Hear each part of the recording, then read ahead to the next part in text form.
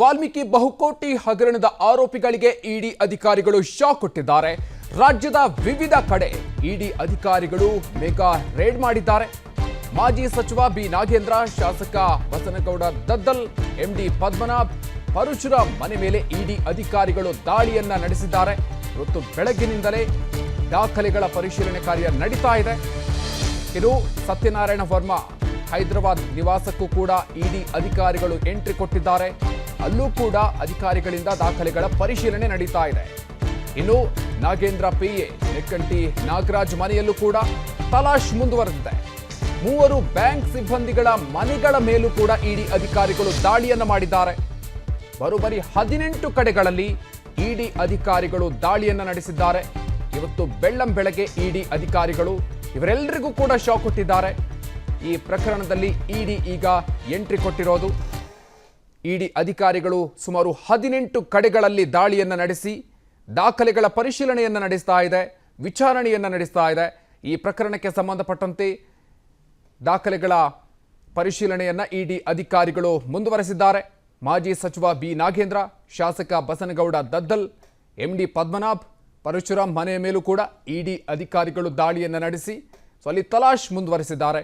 ಇವತ್ತು ಬೆಳಿಗ್ಗೆ 6 ಗಂಟೆಯಿಂದಲೂ ಕೂಡ ನಡೆದಿರುವಂತಹ ಕಾರ್ಯಾಚರಣೆ. ಇನ್ನು ಈ ಒಂದು ಕಾರ್ಯಾಚರಣೆ ಏನಿದೆ, ಇದು ಯಾವ ಸಿನಿಮಾಗೂ ಕೂಡ ಕಡಿಮೆ ಇಲ್ಲ ಅನ್ನುವಂತಾಗಿದೆ. ಇಡಿ ಅಧಿಕಾರಿಗಳ ರೇಡ್ನ ಈ ಒಂದು ಕಾರ್ಯಾಚರಣೆ ಏನಿದೆ, ಇದು ಯಾವ ಸಿನಿಮಾಗೂ ಕೂಡ ಕಡಿಮೆ ಇಲ್ಲ. ಯಾವ ರೀತಿಯಾಗಿ ಈ ಒಂದು ಕಾರ್ಯಾಚರಣೆ ನಡೆಯಿತು, ಅದಕ್ಕೆ ಸಂಬಂಧಪಟ್ಟಂತೆ ಡೀಟೇಲ್ಸ್ ಕೊಡ್ತಾ ಇದ್ದೀವಿ. ನಸುಕಿನ ಜಾವದಲ್ಲೇ ಅಧಿಕಾರಿಗಳು ಎಂಟ್ರಿ ಕೊಟ್ಟಿದ್ದಾರೆ. ಇದಕ್ಕೆ ವಾರದಿಂದಲೇ ಸ್ಕೆಚ್ ಅನ್ನ ರೆಡಿ ಮಾಡಿದ್ರ, ಪಕ್ಕಾ ಪ್ಲಾನ್ ಮಾಡಿಕೊಂಡು ದಾಳಿ ಮಾಡಿದ್ದಾರೆ ಇಡಿ ಅಧಿಕಾರಿಗಳ ತಂಡ. ದಾಳಿ ಹೇಗೆ ಮಾಡಬೇಕು ಅಂತ ಪ್ಲಾನ್ ರೆಡಿ ಮಾಡಿಕೊಂಡಿದ್ರು. ರಾತ್ರಿ 2:30ಕ್ಕೆ ರೇಡ್ ಮಾಡೋದಕ್ಕೆ ಅಧಿಕಾರಿಗಳು ತೆರಳಿದ್ದಾರೆ.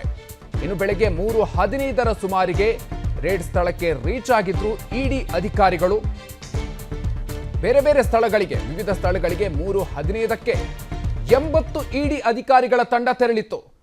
ಏಕಕಾಲಕ್ಕೆ ರೇಡ್ ಮಾಡೋದಕ್ಕೆ ಇಡಿ ಅಧಿಕಾರಿಗಳು ಎಲ್ಲ ರೀತಿಯಲ್ಲೂ ಕೂಡ ಸಿದ್ಧತೆಯನ್ನ ಮಾಡಿಕೊಂಡಿದ್ರು. ಏಕಕಾಲದಲ್ಲೇ ಇಡಿ ಅಧಿಕಾರಿಗಳ ತಂಡ ರೇಡ್ ಮಾಡಿದೆ. ಸೊ ಪಕ್ಕಾ ಪ್ಲಾನ್ ಮಾಡಿಕೊಂಡೇ ಫೀಲ್ಡ್ಗೆ ಇಳಿದಿದ್ರು ಅನ್ನುವಂಥದ್ದು ಬಹಳಷ್ಟು ಸ್ಪಷ್ಟ ಆಗುತ್ತೆ. ಸೊ ಹೀಗಾಗಿ ಯಾವ ಒಂದು ಸಿನಿಮಾಗೂ ಕೂಡ ಕಡಿಮೆ ಇಲ್ಲದ ರೀತಿಯಲ್ಲಿ ಈ ಒಂದು ಪ್ಲಾನ್ ಅನ್ನ ಮಾಡಿಕೊಳ್ಳಲಾಗಿತ್ತು. ಹೇಗೆ ದಾಳಿ ಮಾಡಬೇಕು, ಎಲ್ಲೆಲ್ಲ ದಾಳಿ ಮಾಡಬೇಕು, ಪ್ರತಿಯೊಂದನ್ನು ಕೂಡ ಪೂರ್ವ ನಿಯೋಜಿತವಾಗಿಯೇ ಮಾಡಿಕೊಳ್ಳಲಾಗಿದೆ. ಸುಮಾರು 18 ಸ್ಥಳಗಳಿಗೆ 80 ಇಡಿ ಅಧಿಕಾರಿಗಳ ತಂಡ ತೆರಳಿದ್ದು 3:15ಕ್ಕೆ ತಲುಪಿದ್ರು. ಎಲ್ಲ ದಾಳಿಯನ್ನು ಮಾಡಬೇಕು ಅಲ್ಲಿಗೆ. ಸೊ ಅದಾದ ನಂತರ ಇಡಿ ಅಧಿಕಾರಿಗಳು ದಾಳಿಯನ್ನು ನಡೆಸಿ ಮನೆಗೆ ನುಗ್ಗಿ ಅಲ್ಲಿ ಅಧಿಕಾರಿಗಳು ದಾಖಲೆಗಳ ಪರಿಶೀಲನೆಯನ್ನು ಆರಂಭಿಸಿದ್ದಾರೆ.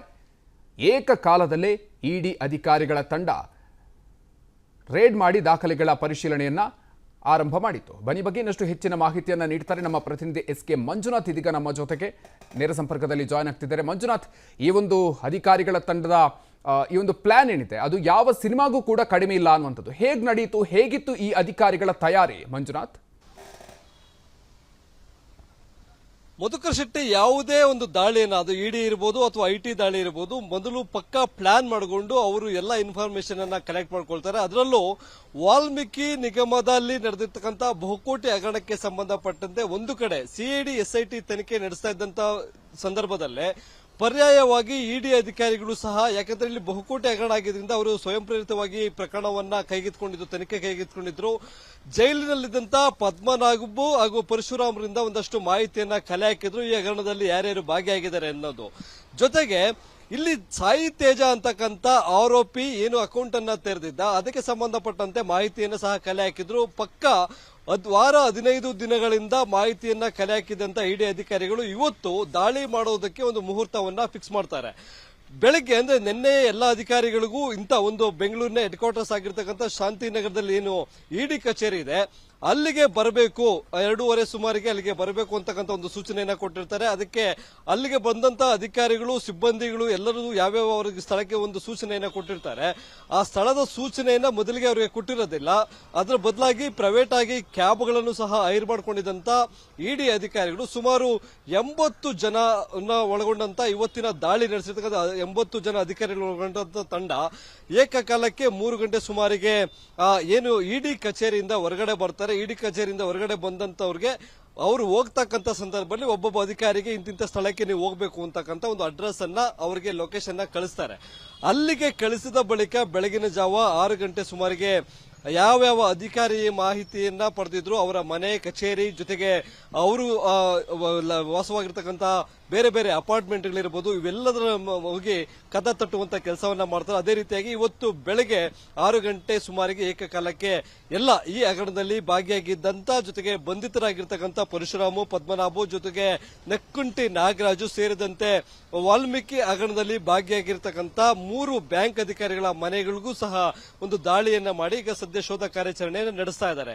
ಇಲ್ಲಿ ಕೆಲವೊಂದು ಮನೆಗಳಲ್ಲಿ ಈಗಾಗಲೇ ಇಡಿ ಅಧಿಕಾರಿಗಳು ದಾಖಲೆಗಳ ಪರಿಶೀಲನೆ ಮಾಡ್ತಾ ಇದ್ದಾರೆ. ಅದರಲ್ಲಿ ಏನು ವಾಲ್ಮೀಕಿ ಅಭಿವೃದ್ಧಿ ನಿಗಮದ ಅಧ್ಯಕ್ಷರಾದಂತಹ ದದ್ದಲ್ ಅವರ ನಿವಾಸದಲ್ಲೂ ಜೊತೆಗೆ ನಾಗೇಶ್ ಅವರ ಅಪಾರ್ಟ್ಮೆಂಟ್ ನಲ್ಲೂ ಸಹ ಒಂದು ಶೋಧ ಕಾರ್ಯಾಚರಣೆ ನಡೆಸ್ತಾ ಇದ್ದಾರೆ. ಉಳಿದಂತೆ 2 ಬ್ಯಾಂಕ್ ಅಧಿಕಾರಿಗಳ ಮನೆಯಲ್ಲಿ ದಾಖಲೆಗಳನ್ನ ಪರಿಶೀಲನೆ ಮಾಡ್ತಾ ಇದ್ದಾರೆ. ಉಳಿದಂತೆ ನನ್ನ ಹಿಂಭಾಗದಲ್ಲಿರ್ತಕ್ಕಂಥ ಏನು ವಸಂತ ನಗರದಲ್ಲಿರ್ತಕ್ಕಂಥ ಏನು ವಾಲ್ಮೀಕಿ ಅಭಿವೃದ್ಧಿ ನಿಗಮದ ಒಂದು ಕಟ್ಟಡ ಕಚೇರಿ ಏನಿದೆ ಆ ಕಚೇರಿಯಲ್ಲೂ ಸಹ ಶೋಧ ಕಾರ್ಯಾಚರಣೆಯನ್ನ ನಡೆಸ್ತಾ ಇದ್ದಾರೆ.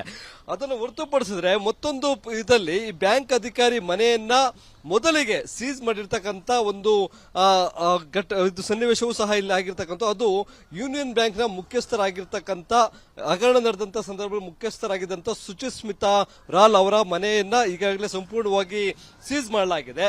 ಅದಕ್ಕೆ ಕಾರಣ ಬ್ಯಾಂಕ್ಗಳಲ್ಲಿ ತೆರೆದಿದ್ದಂತ ನಕಲಿ ಖಾತೆಗಳು, ಅದಕ್ಕೆ ಅವರು ಪಡೆದಿದ್ದಂತ ಕಮಿಷನ್ ಅವೆಲ್ಲವೂ ಸಾಬೀತಾದಂತ ಹಿನ್ನೆಲೆಯಲ್ಲಿ ಸಿಬಿಐಯಲ್ಲಿ ಒಂದು ಕೇಸ್ ದಾಖಲಾಗಿತ್ತು. ಆ ಸಿಬಿಐ ಕೇಸ್ ಆಧಾರದ ಮೇಲೆ ಕೋರಮಂಗಲದ ಎನ್ಜಿಒಲಿ ಇರ್ತಕ್ಕಂಥ ಸುಚಿಸ್ಮಿತಾ ಅವರ ನಿವಾಸವನ್ನ ಈಗಾಗಲೇ ಅಧಿಕಾರಿಗಳು ಸೀಸ್ ಮಾಡಿದ್ದಾರೆ. Madhukar Shetty, thank you. S K. Manjunath. ಅನುಕ್ಷಣದ ಸುದ್ದಿಗಳಿಗಾಗಿ Vistara news YouTube channel subscribe ಮಾಡಿ. ಹೊಸ ಸುದ್ದಿಗಳ ನೋಟಿಫಿಕೇಶನ್ಗಾಗಿ ಬೆಲ್ ಐಕಾನ್ ಕ್ಲಿಕ್ ಮಾಡಿ. ಲೇಟೆಸ್ಟ್ ಅಪ್ಡೇಟ್ಸ್ಗಾಗಿ www.vistaranews.com ವೆಬ್ಸೈಟ್ಗೆ ವಿಸಿಟ್ ಮಾಡಿ. ಅಂಗೈಯಲ್ಲೇ ಜಗತ್ತಿನ ಸುದ್ದಿ ತಿಳಿಯಲು Vistara news Kannada app download ಮಾಡಿ.